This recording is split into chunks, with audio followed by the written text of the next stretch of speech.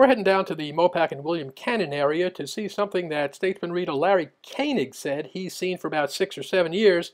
It's worthy of a "what is that?" It's a large granite object that has been carefully shaped somehow by humans and placed on display. It kind of resembles a chair, a very big chair. The mysterious object is near Whirlpool Cave, which is in a preserve maintained by the Texas Cave Management Association. Though the object is a mystery to him, Koenig has given it a name. I call it Wodin's throne. Why? Well, I wanted a more interesting name than a big chunk of granite that kind of looks like a chair. Wodin is a Germanic name for the pagan god that we mostly hear of as Odin.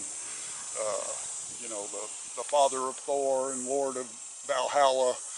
The German version was... So you're pretty sure he hangs out over here?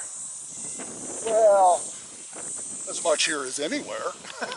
So Koenig has pondered and poked around at the object, but to no avail. He has no answer as to where it came from and why it's here.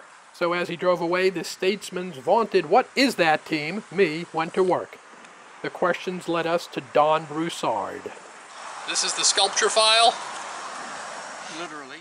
Broussard lives in Driftwood. He's a member of the Cave Management Association, and he placed the object here, temporarily, more than 25 years ago.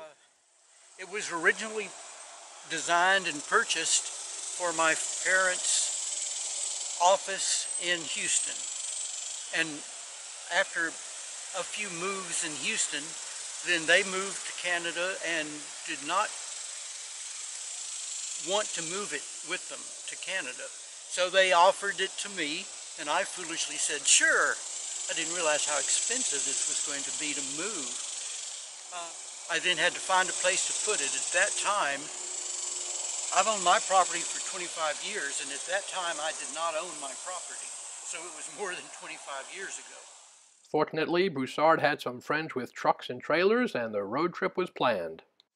I rented a crane to pick it up out of my parents' front yard and popped it in their trucks, and we drove to Houston, drove to here, literally. I had gotten permission from the manager of the Texas Cave Management Association, the guy at that time, and he said, just put it anywhere I wanted.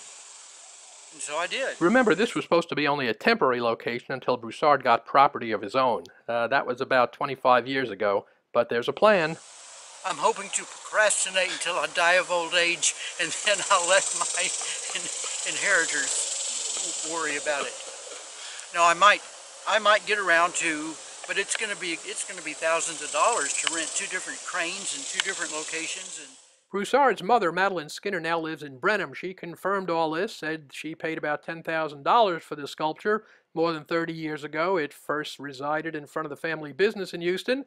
When the business closed, it moved to in front of the family house in Missouri City, but it didn't move to Canada when Broussard's parents moved there.